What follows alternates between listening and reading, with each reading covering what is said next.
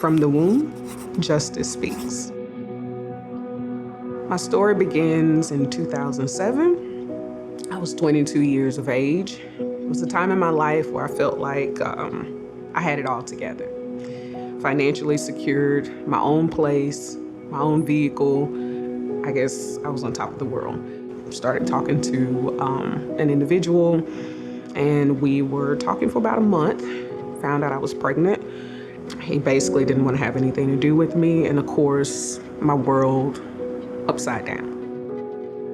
I always knew that abortion was wrong, although I did not understand what was involved. So for about 2 months, I kept my pregnancy a secret. And it got to the point where I couldn't hide it anymore, and a decision needed to be made.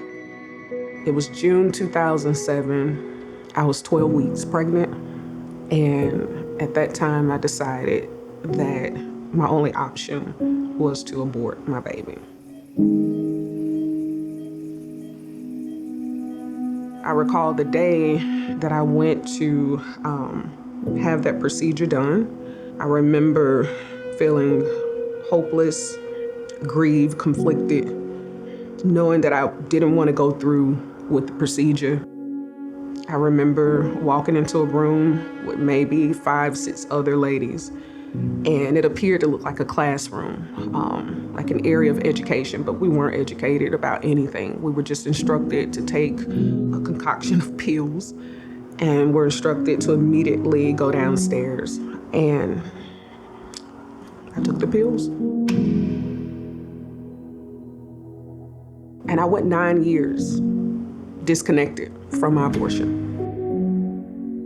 I found out I was pregnant. It was to the day, the exact day that I aborted my baby, the same day that I found out I was pregnant. I had to deal with a decision that I made almost a decade ago. And when I cried out to the Lord, I recall him telling me, was not my death on the cross sufficient enough to forgive you of your sins? And it was at that moment I embraced his redemption. And it was the start of healing for me.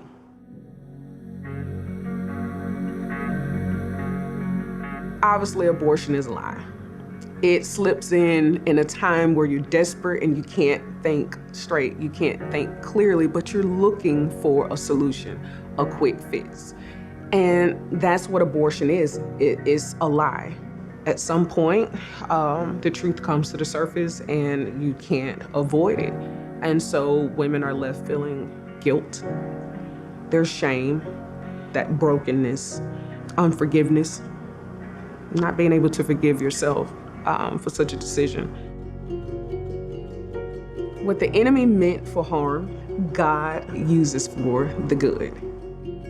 I feel unworthy to be used in such a capacity that the Lord be willing to allow his love to flow through such a broken vessel that he reconstructed for his purpose.